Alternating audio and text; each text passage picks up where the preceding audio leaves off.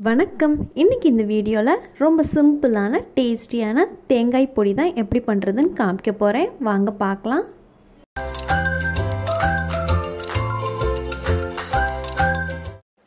இதுக்கு நம்ம முதல்ல தேங்காயை நம்ம துருவி எடுத்து வச்சுக்கலாம்.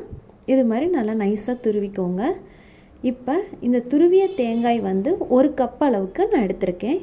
அடுத்து நம்ம வறுக்கிறதுக்கு என்னென்ன தேவைன்னா 1 கப்பு தேங்காய் துருவலுக்கு 1/4 கப் அளவுக்கு உளுத்தம்பருப்பு. அடுத்து நான் வந்து 7 சிவப்பு மிளகாய் எடுத்திருக்கேன். இல்லைனா காரத்துக்கு ஏற்ற மாதிரி நீங்கள் எடுத்துக்கோங்க. நான் 7 சிவப்பு மிளகாவும் ஒரு சின்ன நெல்லிக்காய் அளவுக்கு புளி எடுத்திருக்கேன். இப்போ நம்ம செய்ய ஆரம்பிக்கலாம். கடாய் சூடு பண்ணிக்கோங்க. நல்லெண்ணெய் ஒரு 3 ட்ராப் மட்டும் விடுங்க போதும். இப்போ 1/4 கப் அளவுக்கு நம்ம உளுத்தம்பருப்பு எடுத்து வச்சுருக்கோம்ல, அதை சேர்த்துக்கலாம். இதோட சின்ன நெல்லிக்காய் அளவுக்கு புளி எடுத்து வச்சுருக்கோம்ல, அதோட சிவப்பு மிளகாவையும் சேர்த்துக்கோங்க. இப்போ இது எல்லாத்தையுமே நம்ம மீடியம் ஃப்ளேமில் வச்சு நல்லா ரோஸ்ட் பண்ணிக்கோங்க. உளுத்தம்பருப்பு ரொம்ப ப்ரௌனாக ஆகாமல் ஓரளவுக்கு பொன்னிறமாக ஆனால் போதும். பொன்னிறமாக ஆற முடியும் நல்லா ரோஸ்ட் பண்ணிக்கோங்க. இந்த பொடி வந்து ரொம்ப சிம்பிளாக செய்யக்கூடியது, டேஸ்டியாகவும் இருக்கும். நம்ம லஞ்ச் பாக்ஸுக்கெல்லாம் கூட இது மாதிரி இந்த தேங்காய் பொடியை வந்து நம்ம சாதத்தில் பசைஞ்சு எடுத்துகிட்டு போகலாம். நல்லாயிருக்கும், ட்ரை ஆகாமல் நல்லா இருக்கும். இப்போ பாருங்கள், பருப்பு நல்லா பொன்னிறமாக ஆயிடுச்சு. இப்போ இதை நம்ம நல்லா சூடு ஆறட்டும். இதை வந்து இப்போ நம்ம மிக்ஸி ஜாரில் ட்ரான்ஸ்ஃபர் பண்ணிடலாம். இப்போ இதிலையே நம்ம தேவையான அளவு உப்பும் சேர்த்துக்கோங்க மிக்ஸி ஜார்லேயே.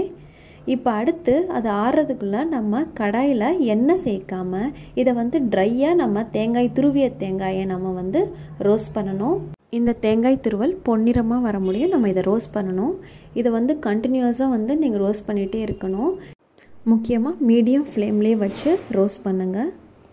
இப்போ பாருங்கள், இது நல்லா பொன்னிறமாக ஆக ஆரம்பிச்சிருச்சு. இது மாதிரி பொன்னிறமாக ஆறப்ப நீங்கள் ஸ்டவ் ஆஃப் பண்ணிடுங்க. அந்த கடாயில் இருக்க சூடுலேயே இது இன்னும் கொஞ்சம் நேரம் இருந்துச்சுன்னா இன்னும் நல்லா பொன்னிறமாக ஆயிரும். அதனால் ஸ்டவ் ஆஃப் பண்ணிடுங்க இந்த ஸ்டேஜ் இருக்கும்போதே. இப்போ இது நல்லா ஆறட்டும். இது நல்லா ஆறுனதுக்கப்புறம் நம்ம மிக்ஸி ஜாரில் இதை ட்ரான்ஸ்ஃபர் பண்ணிடலாம். மிக்ஸி ஜாரில் நம்ம ஃபஸ்ட்டு உளுத்தம்பருப்பு எல்லாம் போட்டு வச்சுருக்கோம்ல, அதோடையே இந்த தேங்காய் துருவலையும் சேர்த்து நல்லா நைஸாக ட்ரையாக அரைச்சிக்கோங்க. இப்போ ரொம்ப சிம்பிளாகவும் இருக்கும், ரொம்ப டேஸ்டியாகவும் இருக்கக்கூடிய தேங்காய் பொடி ரெடி பண்ணியாச்சு.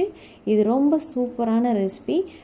நம்ம சேனலில் இருக்க மற்ற பொடி ரெசிபீஸோட லிங்க்கையும் நான் டிஸ்கிரிப்ஷன் பாக்ஸில் ஷேர் பண்ணுறேன். அதையும் ட்ரை பண்ணி பார்த்துட்டு பிடிச்சிருந்தால் லைக் பண்ணுங்கள், ஃப்ரெண்ட்ஸ்க்கு ஷேர் பண்ணுங்கள். நம்ம சேனலை இது முடி சப்ஸ்கிரைப் பண்ணாதவங்களாக இருந்தால் மறக்காமல் சப்ஸ்கிரைப் பண்ணுங்கள். வீடியோ பார்த்ததுக்கு ரொம்ப நன்றி.